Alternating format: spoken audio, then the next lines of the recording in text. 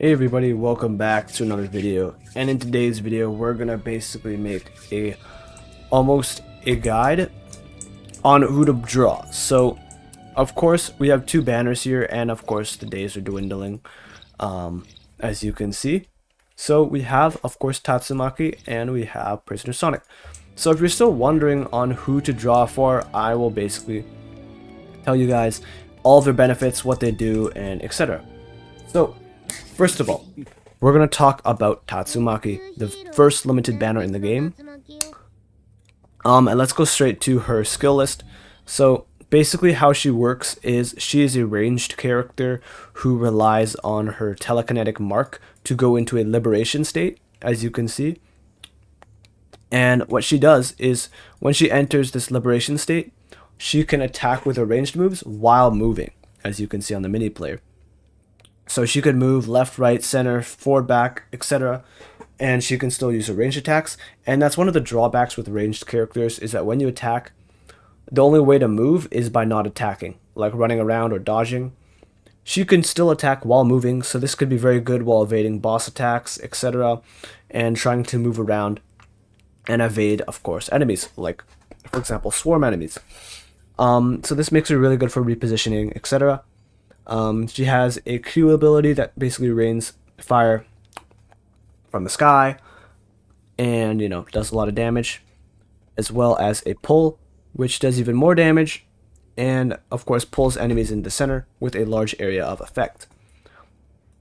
Now, when she gets into the mode, she gets spears that you hold down your left click button and they automatically pop, and these can be used the same time you're using any abilities, or just not your main attack, but you can use abilities and use your telekinetic spears. So her potentials are pretty good. I talk about her potentials because we're going to be drawing for her. So one of them basically increases the telekinetic liberation state by 25 seconds, which is very good. And you get a damage bonus.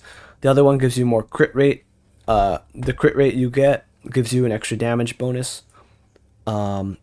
Accurate dodge basically get an accurate dodge, and this accurate dodge will give you 13 points of telekinetic mark. So every time you dodge an attack, you will get more points that will fill up this meter that will basically charge up your spear to go into the telekinetic liberation state again.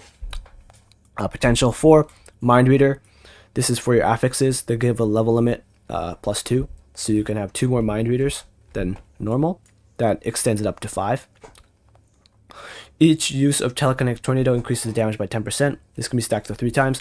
So essentially, this basically ramps up your telekinetic tornado damage to 30%.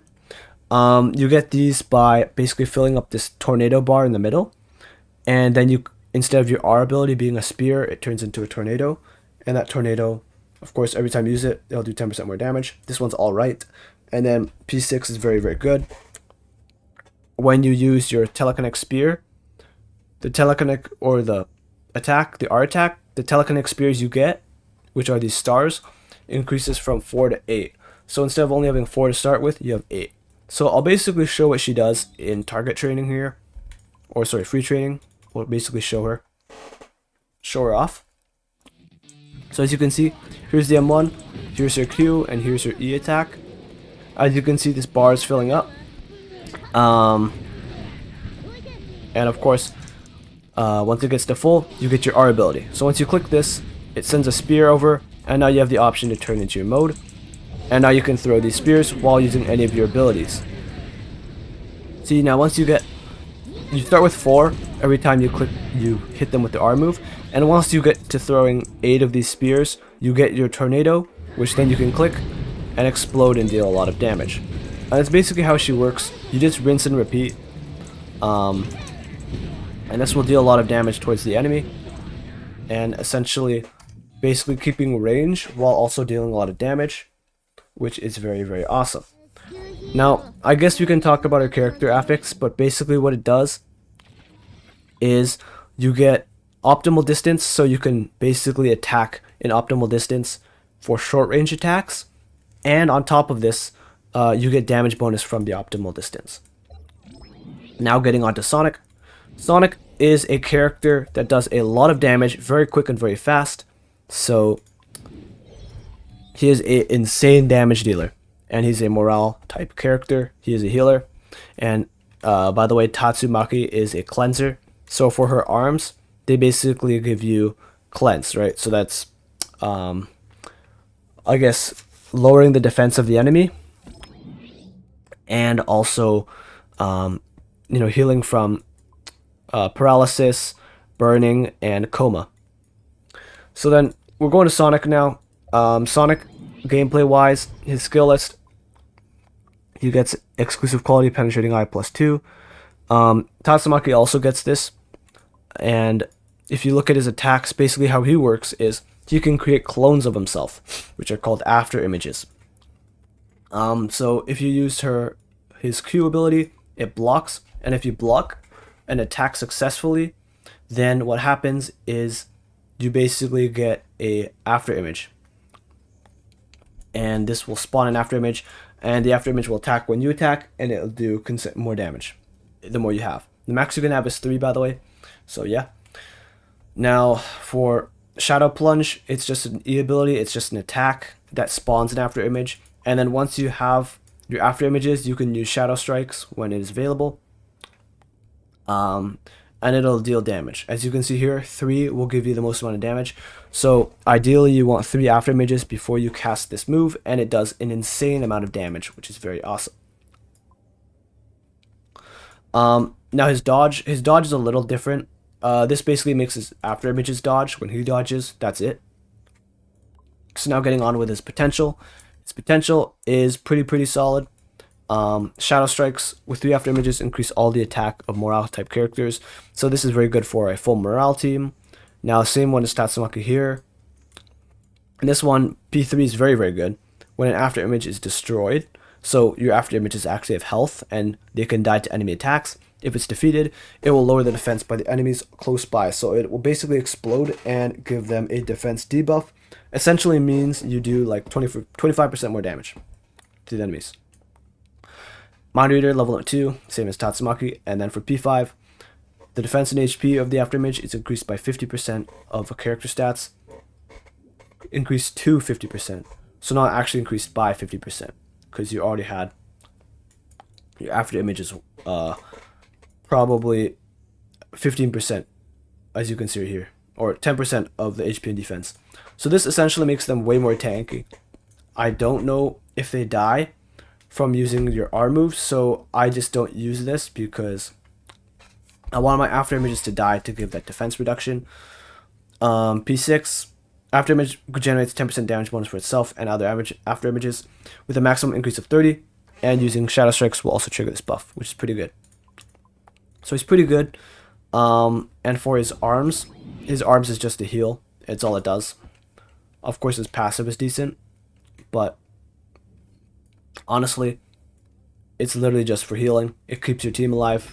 Not much to it. It's a decent arms, but obviously not the best. Now Golden Molt will basically make you do 4% damage bonus every time creates an after image, up to 6. So it's only basically going to give you a 24% maximum. Now this is very good because it can have up to 3 stacks of recharge for your E ability, and restoring a stack of recharge every 6 seconds, which is very solid. That basically makes your cooldown for your E ability really quick, and it really helps you out in the future. So obviously you want his affix, because normally it's 6. It's actually good. So let's go to gameplay. We're gonna go to free trading and show you guys how much damage he does and what he's good at. Basically, his Q is a parry. As you can see here, that's what his parry does, and it spawns an after image right here. As you can see, his after image attacks but does not move with you, but he does attack the boss and he dodges when you dodge. So once you get, of course, all 3, then you can use your R ability like that. Now if you don't have your character affix, this will not stack to 3, but stacking the 3 is very solid, because you can just use 1, 2, 3 abilities consecutively and then use your R, which is insanely good. And that's what makes Prisoner Sonic so good. It's his card, or his affix. It stacks 3 of these abilities, so you can just spam them as much as you want, which is very solid. And then of course his R does insane damage, which is very, very solid. Now getting on to basically the final verdict, and this is going to be what character should you summon for. Now with me having P4 on Sonic and P2 on Tatsumaki, you kind of know which is leading, but I'll talk about it anyway. What should you draw for? Tatsumaki is a very diverse and powerful ranged character that can also fight in close quarters, making her very versatile. She does really good against one-on-one bosses, but she also does very good against swarm enemies with her AoE attacks. So she really is the ideal hero for being very well rounded. Now, this is very good and all, and her potentials really do help her out. But her arms is mediocre. Pretty decent, but mediocre because it's just a cleanse. It's good for, I guess, diversity. That's why I got it. Because I don't have a cleanse on my team.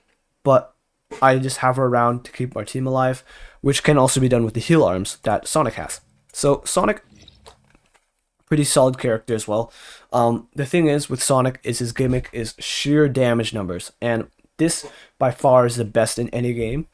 The damage means so much, so you will use Sonic a lot of the times. Like any team you have, you're probably gonna want Sonic on, and you probably even want to main him because he just does so much damage as a morale character. And with guys like Saitama, his attack arms will really benefit Sonic, whereas Assault doesn't have that attack arms, the SSR attack arms, until maybe Arms Genos comes in.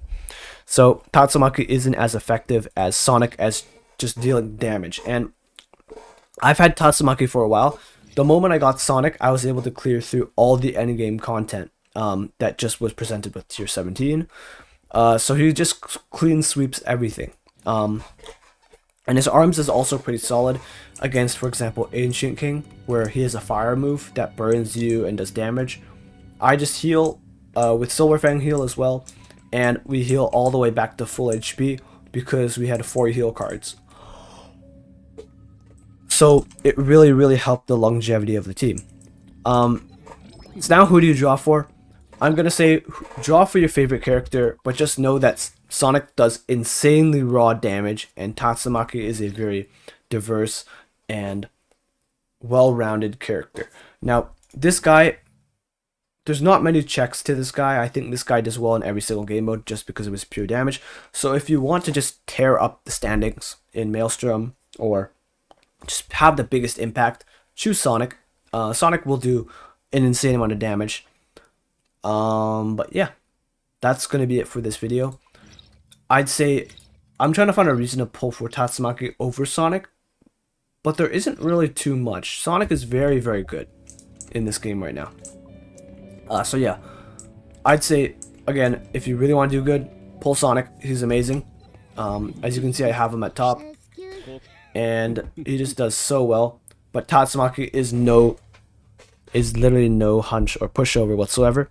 She is insanely good too. I'd probably say number 1 and number 2 characters in the game. So yeah, they're both insanely broken.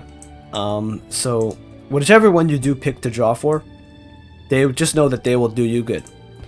So yeah, that's about it. Thanks for watching my video, everybody, and I'll see you guys in the next one. Peace out, everybody. Have a great day.